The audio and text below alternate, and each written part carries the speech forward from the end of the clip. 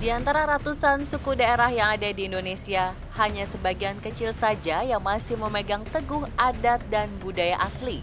Salah satunya adalah suku Dayak.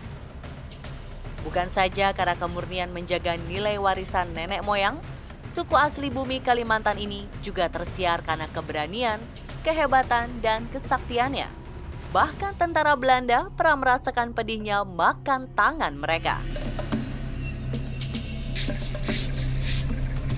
Kehebatan selalu identik dengan senjata, dan bagi suku pedalaman, senjata tradisional adalah simbol.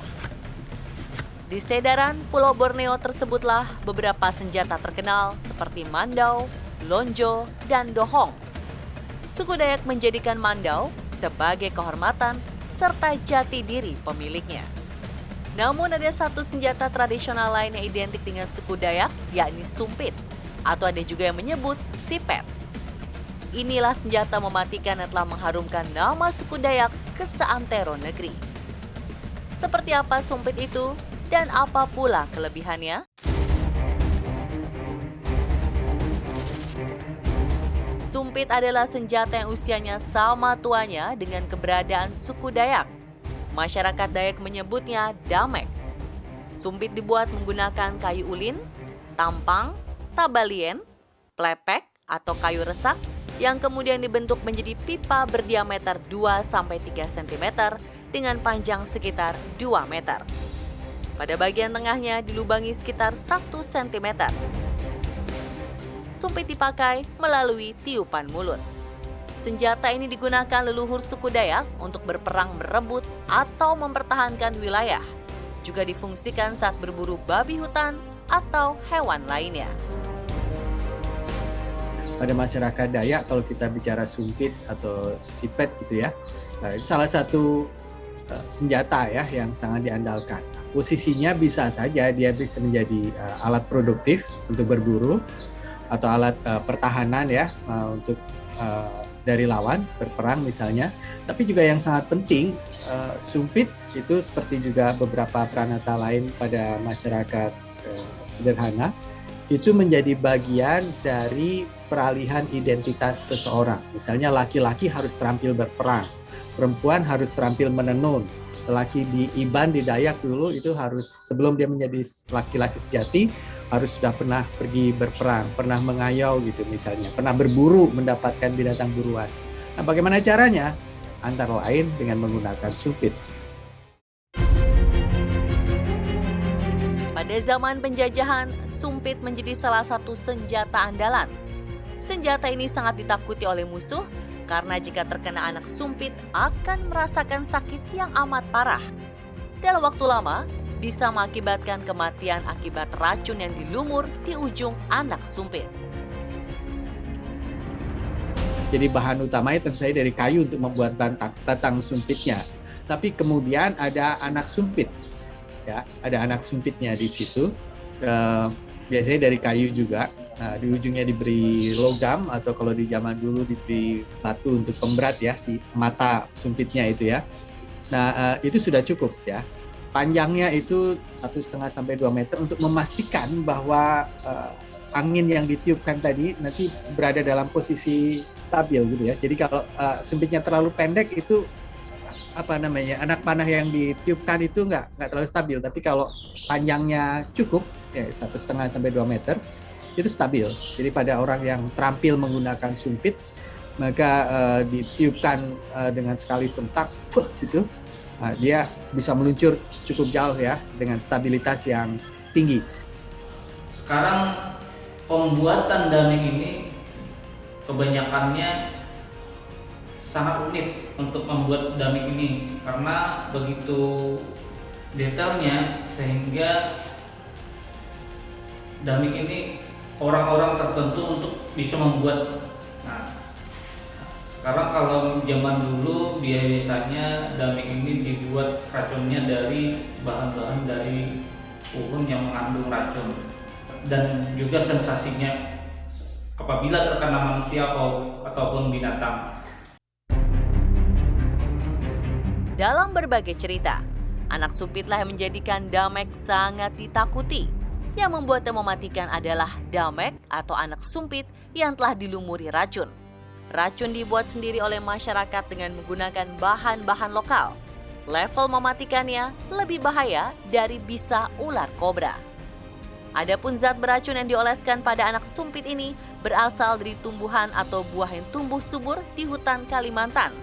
Di antaranya dari buah lumu atau buah lipu khas Kalimantan Tengah dengan sensasi gatal yang luar biasa.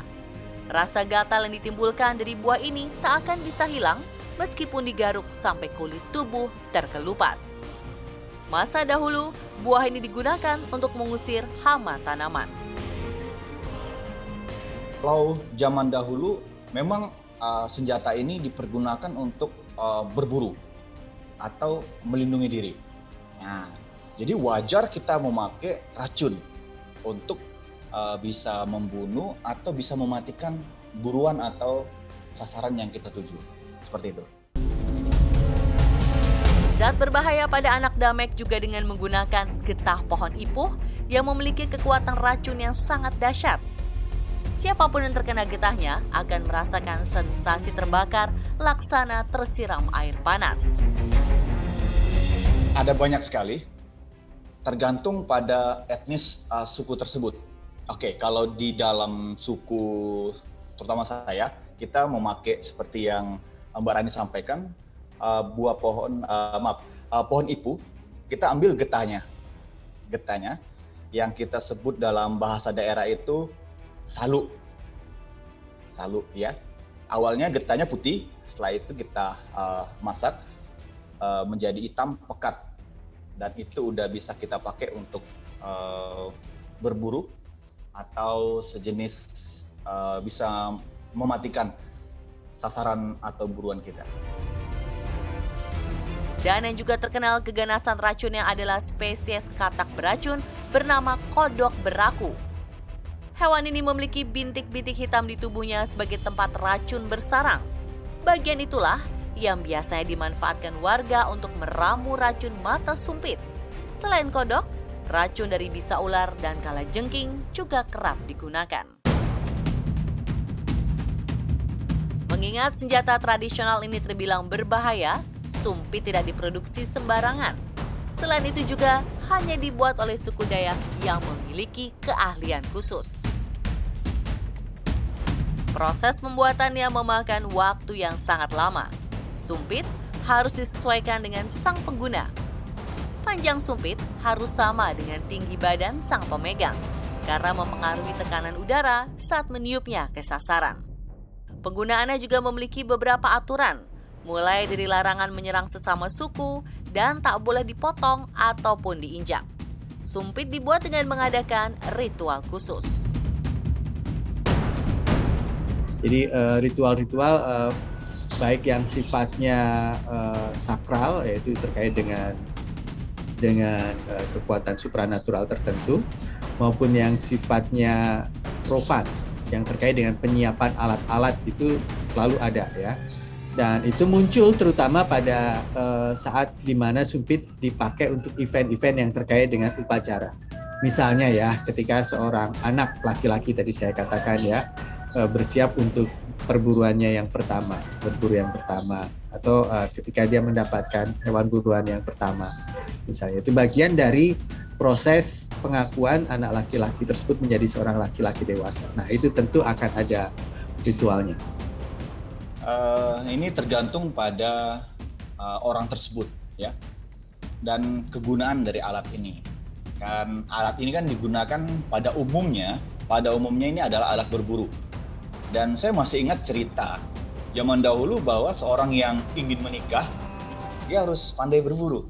Mengapa? Karena ini adalah salah satu proses yang akan dia pakai untuk kebutuhan hidup, makanan, kehidupan sehari-hari. Nah, kalau untuk sebuah ritual bisa saja, karena pada zaman dahulu itu memang ritual-ritual itu juga sangat diperlukan. Bagaimana alat ini bisa dipakai untuk hal-hal yang bisa dikatakan sekali lagi perlindungan diri dan bisa ampuh bahkan bisa bertahan dalam beberapa waktu yang cukup lama. Musim berubah, masa berganti. Dalam perkembangannya, sumpit Dayak juga mengalami beberapa kali perubahan fungsi. Kalau dahulu digunakan sebagai senjata untuk berperang dan berburu, kini telah menjadi salah satu senjata yang dilestarikan. Sumpit hanya keluar ketika diadakannya festival budaya di Kalimantan dan digunakan sebagai seni ketangkasan yang diperlombakan. Saya perlu garis bawahi di sini, melestarikan sumpit itu sebaiknya tidak hanya diartikan sebagai melestarikan alatnya saja, tapi melestarikan tradisinya. Bagaimana ini bisa dilakukan? Berburu sudah dilarang, berperang sudah dilarang. Ya, kita bikin simulasinya. Ini yang harus kita dorong ya. Negara harus memfasilitasi tradisi itu harus tetap eksis ya. Sejatinya, sumpit juga ditemukan di beberapa daerah. Namun kepunyaan suku Dayak paling diperbincangkan keganasannya. Sumpit telah menjelma menjadi budaya dan kearifan lokal yang harus dijaga kelestariannya. Sumpit adalah Dayak, dan suku Dayak akan selalu identik dengan sumpit, senjata tradisional paling mematikan.